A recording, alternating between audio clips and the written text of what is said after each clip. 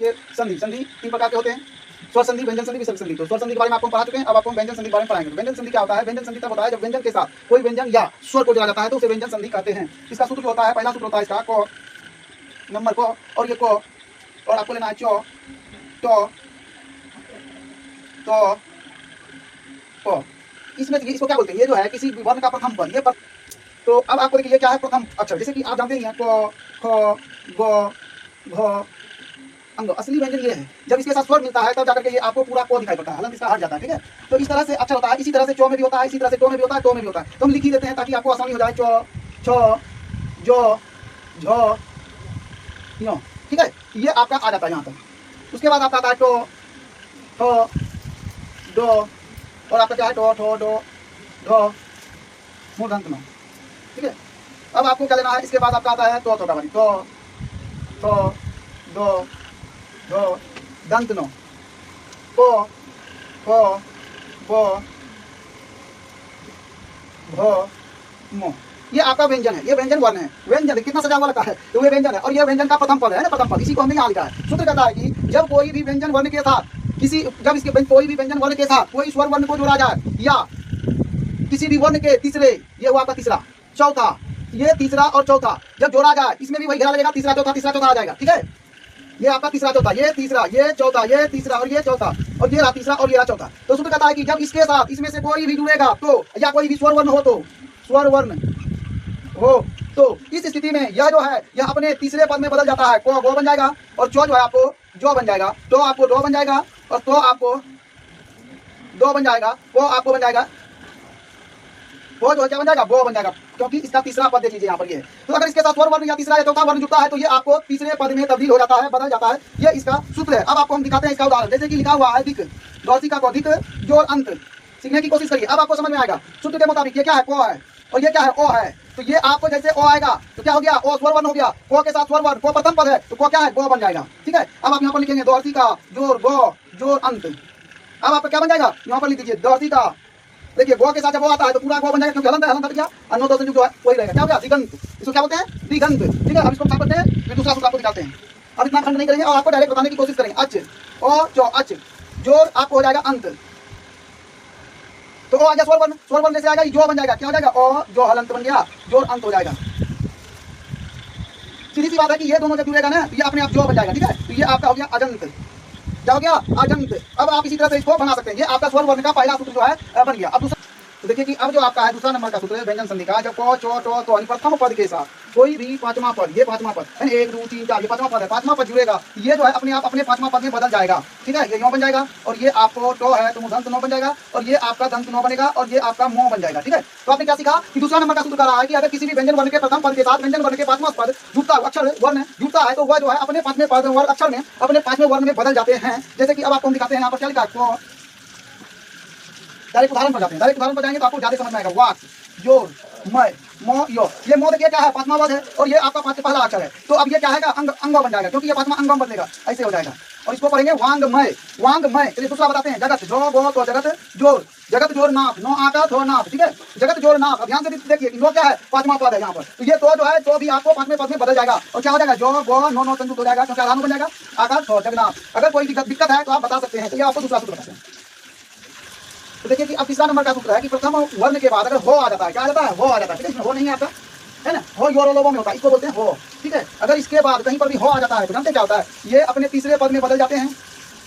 ठीक है, जो हो जाएगा तो है तो क्या हो जाएगा? जो हो जाएगा, और तो है तो गो हो जाएगा, और को है तो आपको भो हो जाएगा। तीसरा पद बन जाता है। ये अपने वर्ण के तीसरे वर्ण में बदल जाते हैं, जबकि हो जो है इस वर्ण के चौथे वर्ण में बदल जाते हैं। जैसे हो बराबर हो जाएगा आपको क्या हो जाएगा? को में आएगा तो घो बन जाएगा, ये आएगा तो धो बन जाएगा। ठीक है, और ये आपका आया तो ढो बनेगा, और ये आया तो आपका धो बनेगा। इसमें आएगा तो क्या बन जाएगा? धो बन जाएगा। चलिए अब आपको उदाहरण हिसाब समझाते हैं। ठीक है, तो वाक जो हरी क्या है? वाक, वाका को हलंत है, और हरी का है हरी, वाक के हरी। अब ये वाक हरी देखिए क्या बन जाता है? ये आपको हो आ गया, हो के मुताबिक ये गो बनेगा, वाक, वाक बन जाएगी। अब हो जो है घो बन जाएगा, घो, और हरी का हरी। अब देखिए ये हलंत में है, ये जुड़ जाएगा, क्या हो जाएगा? वाक, वाक हरी। क्या बन गया? वाग घड़ी। अब इसी को आगे समझते हैं। आगे देखिए उत जोड़ हत या उत जोड़ हार। उत जोड़ हार लेते हैं, आसान होगा आपको। उत जोड़ हार, बोलिए क्या होगा इसका? उत है तो ये उत तो कौन सी बदल जाएगा? हो है, ये अपना तीसरा पद दो हो जाएगा। ठीक है, और यहाँ पर हो है तो धो बन जाएगा।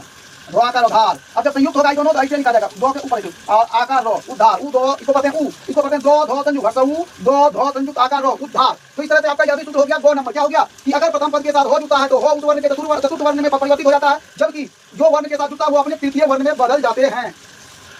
देखिए कि अगर तो के बाद कोई भी तीसरा पद ये और ये यहाँ से लेकर यहाँ तक, यहाँ से लेकर यहाँ तक, इसमें से कोई भी या साथ में स्वर वर्ण है, स्वर वर्ण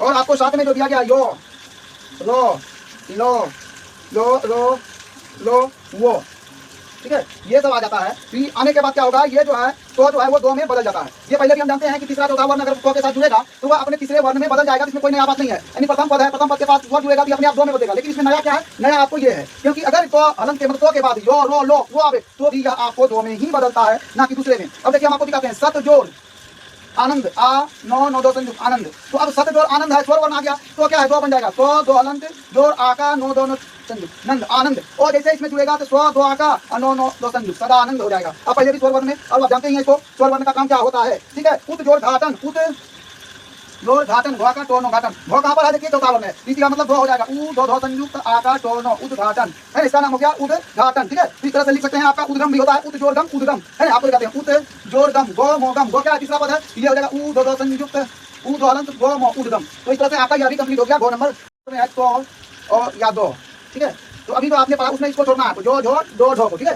ये उसके साथ आने के बाद जो है उसका अर्थ बदल देता है, ठीक है। उसमें तो थोड़ा सा हिंदी जो है ना, हिंदी का अजीब तरीका का व्याकरण है, तो ध्यान से इसको पढ़िएगा, कहीं पर कुछ हो जाता है। तो आपको तो या दो, अगर तो या दो के बाद है ना, के बाद ठीक है, के बाद आपको चो और छो आता है, चो और छो आएगा तो आपको क्या बन जाएगा, चो और छो आएगा तो ये आपको चो बन जाएगा। क्या बन जाएगा, ये आपको चो बन जाएगा, ठीक है। इसके आने के बाद ये अगर आता है तो आपको चो बन जाएगा, ये क्या बनेगा, चो बन जाएगा। अगर या जो और झो आता है, जो और झो आएगा तो आपको यह क्या बन जाएगा, जो झो आने की स्थिति में जो और झो अगर आता है तो ये दोनों आपको झो बन जाएगा। क्या बन जाएगा, जो बन जाएगा, जो हलंत चौहलन, ठीक है, चौहलन बन जाएगा। यदि तो 2 के बाद कोई तो वर्ण आ जाता है, तो वर्ग ये आ जाता है तो वो क्या हो जाता है, तो वर्ग का कोई वर्ण आवे तो 2 के स्थान पर वही वर्ण हो जाता है। तो का कोई भी वर्ण आएगा इन दोनों का स्थान पर यही 2 में से कोई वर्ण बन जाएगा। और इसके बाद अगर लो आ जाए, ठीक है, इसके बाद अगर आपको लो आ जाए, क्या आ जाए, लो, तो लो आने के बाद क्या हो जाएगा, लो अगर आ जाता है तो यह जो है आपको लो बन जाएगा, ठीक है, आपको यह लो हलंत बन जाएगा। इस तरह से आपका ये बन जाता है। अब आपको समझने के लिए कुछ उदाहरण हम दिखाएंगे, जैसे कि इसको साफ कर देते हैं, ठीक है। तो चारण उत जोड़ चारण चो का रो नो चारण।